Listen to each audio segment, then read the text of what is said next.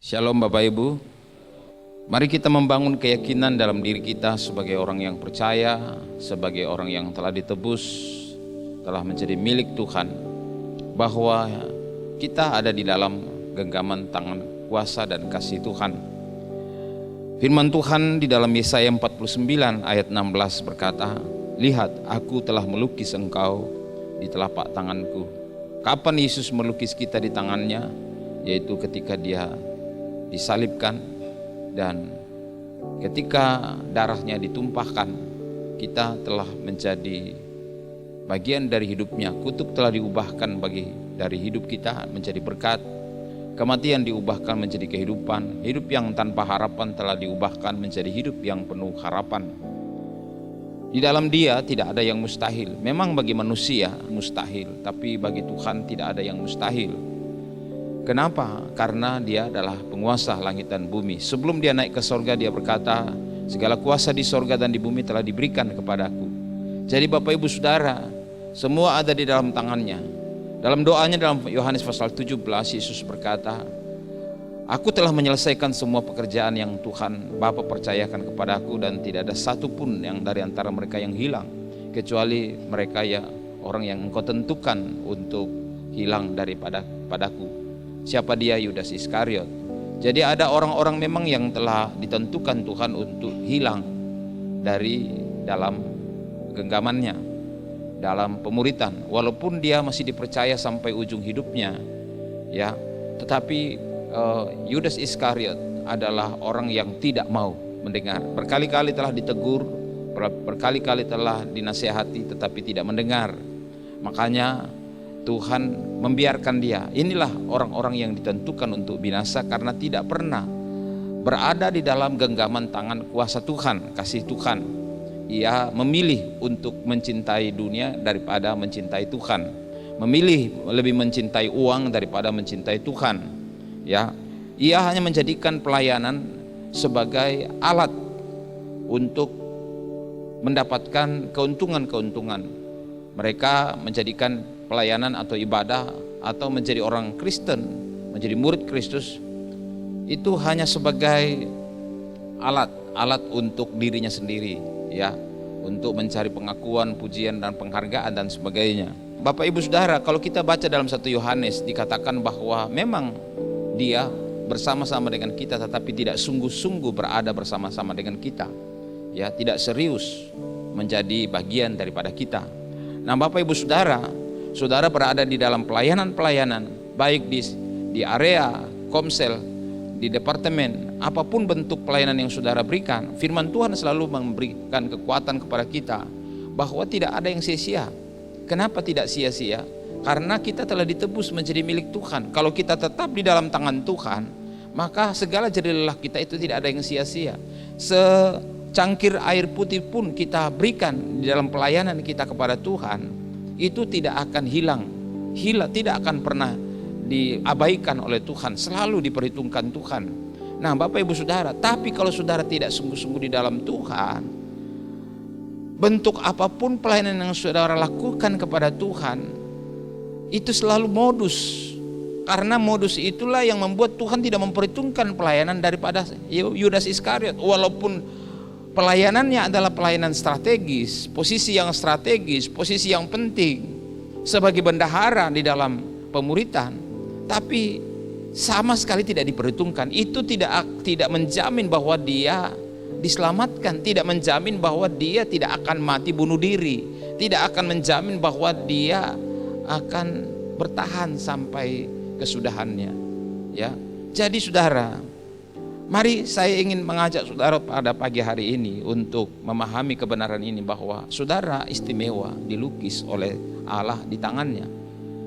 Jadi sangat penting saudara selalu menyadari kuasa darah anak domba Allah. Kalau saudara tidak menyadari sungguh-sungguh, tidak memahami sungguh-sungguh tentang kuasa korban Kristus di kayu salib, mustahil saudara bisa berubah. Gereja tidak akan pernah bisa mengubah saudara. Anak saya juga saya beritahu, jadi tamatan sekolah Alkitab saja itu tidak menjamin, asrama itu tidak menjamin, tidak ada yang menjamin orang berubah. Yang menjamin itu adalah pertemuan dengan Tuhan. Yudas Iskariot selama 3,5 tahun bersama-sama dengan Yesus, sampai di ujung hidup Yesus. Malam terakhir Yesus masih memberikan peringatan kepada dia, tapi tidak berubah. Kebersamaan dengan murid-murid lain di dalam 12 murid yang dipilih oleh Yesus itu tidak menjamin. Tapi yang menjamin adalah kesungguhan menyadari bahwa saya telah diangkat, saya telah dipilih, saya telah diperlakukan spesial. Apa respon saya? Tapi hatinya lebih cinta uang, lebih cinta posisinya, lebih cinta kedudukannya daripada panggilan dan pilihan Tuhan. Terlalu banyak orang Kristen yang saya takuti, yang saya sangat takutkan pada ujung jalan hidup kita masing-masing adalah banyak terpanggil, sedikit terpilih. Kenapa? Karena godaan-godaan dunia itu sangat besar, sangat menarik, ya, karena ada di depan kita.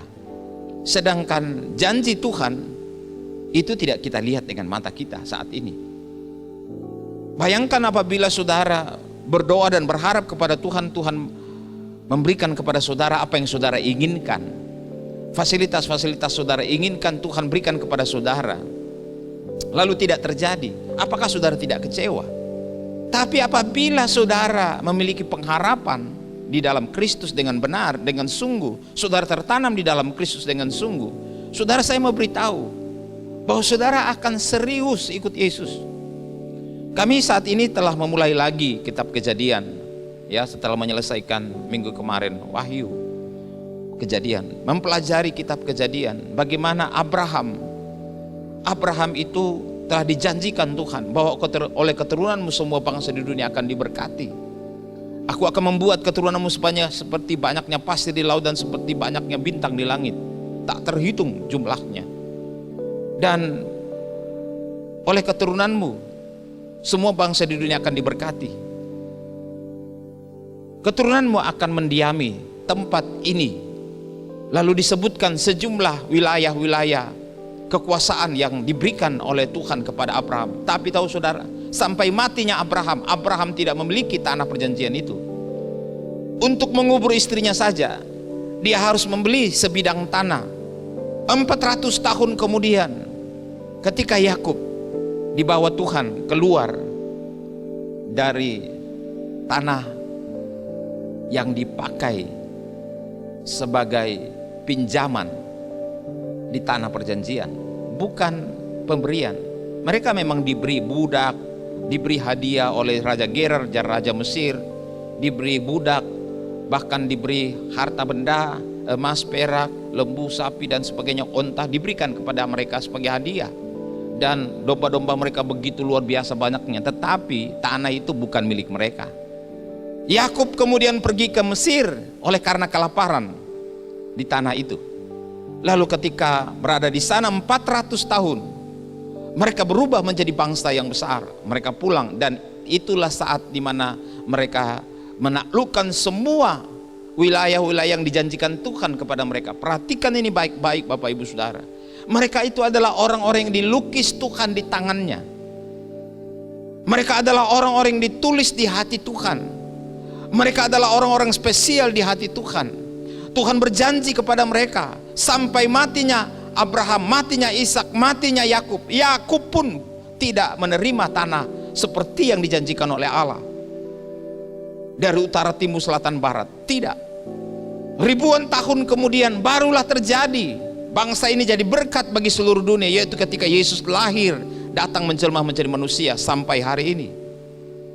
Semua di seluruh dunia mendapatkan berkat lewat Yesus. Tetapi tidak semua orang menerima kebenaran ini.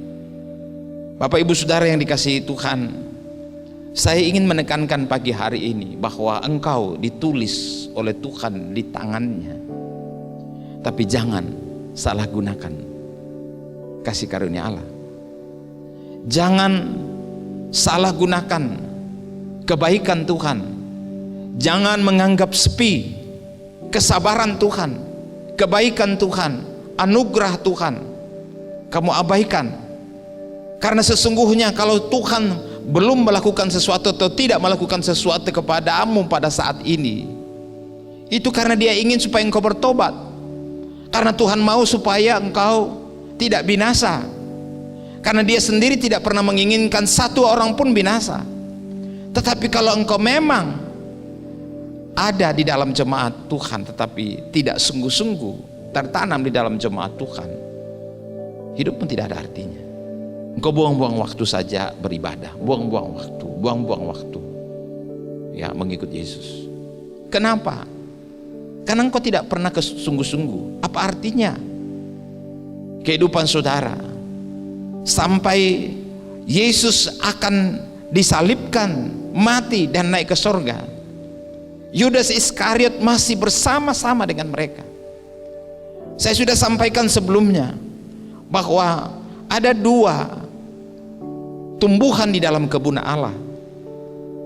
Ada satu tumbuhan yang ditanam sendiri oleh Allah, tetapi ada satu tumbuhan yang tidak ditanam oleh Allah, dan itu akan dicabut sampai akar-akarnya. Penunggu daripada kebun itu berkata, Tuhan, kami cabut saja ini ilalang yang tidak ditanam. Tuhan bilang, jangan, biarkan ilalang itu tumbuh bersama-sama dengan gandum. Tidak apa-apa. Ilalang terus berkibar, ilalang persis dengan daunnya gandum, tapi dia bukan gandum, hanya tumbuh di antara gandum. Lalu Tuhan berkata, biarkan sampai penuaian tiba. Pada masa penuaian, gandum akan dipisahkan dengan lalang. Itulah saat dimana penuaian akan memisahkan siapa gandum, siapa ilalang.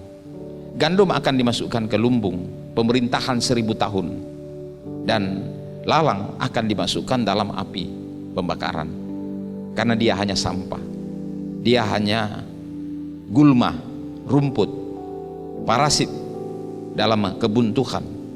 Saya berdoa saudara dapat memahami apa yang saya sampaikan ini pada pagi hari ini, bahwa Tuhan menulis saudara. Tapi pertanyaannya, apakah benar-benar saudara juga ditulis oleh Tuhan? Atau mungkin saudara telah ditulis dan masuk di dalam daftar pelayan-pelayan yang dipercaya, tapi benarkah saudara ada di sana? Benarkah?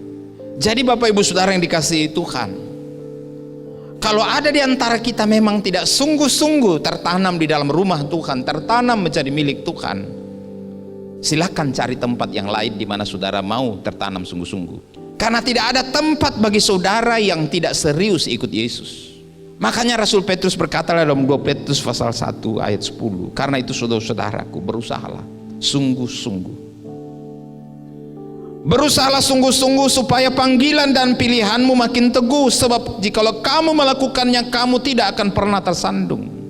Berusahalah sungguh-sungguh, ini usaha, ini keputusan. Saudara buat keputusan sendiri terhadap dirimu. Tuhan tidak mengubah saudara menjadi robotnya Tuhan. Roh Kudus tidak pernah bisa memaksa saudara. Saya apalagi tidak bisa memaksa saudara. Tidak ada kekuatan yang bisa memaksa saudara. Keputusan ada pada diri saudara. Dan saya berdoa, kita berubah. Jangan saudara datang ke gereja itu hanya untuk menunjukkan wajah saudara bahwa saudara anggota jemaat. Tidak, jangan. Datanglah dan cari Tuhan. Datanglah dan temukan Tuhan. Miliki roh haus dan lapar kepada Tuhan.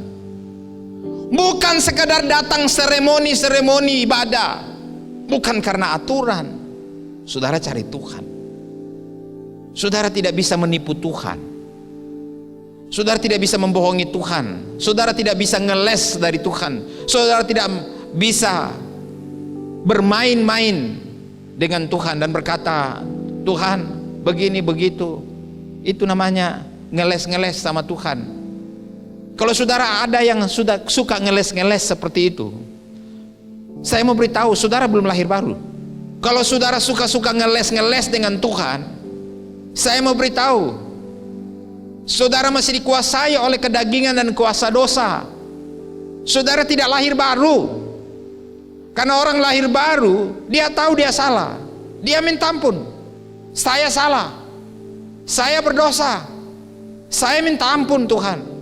Kuatkan saya, tolong saya, pulihkan hati saya. Ajari saya. Saya mau. Ini orang yang lahir baru. Dia tahu dia salah. Jangan kita pura-pura tidak salah. Lalu kemudian kita mulai ngeles-ngeles dengan Tuhan. Halo.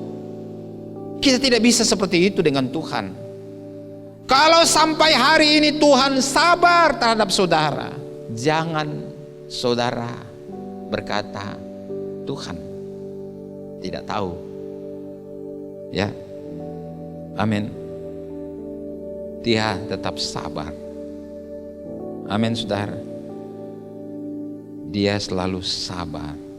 Saya ingin kita baca Nahum 1 ayat 3.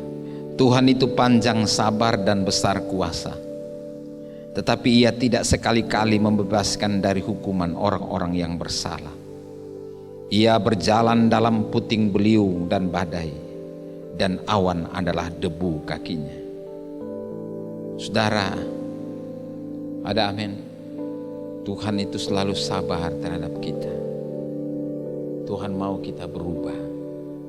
Tuhan selalu memberikan kepada kita kesempatan untuk mensyukuri kespesialan kita di tangannya. Tuhan memberkati saudara. Amin.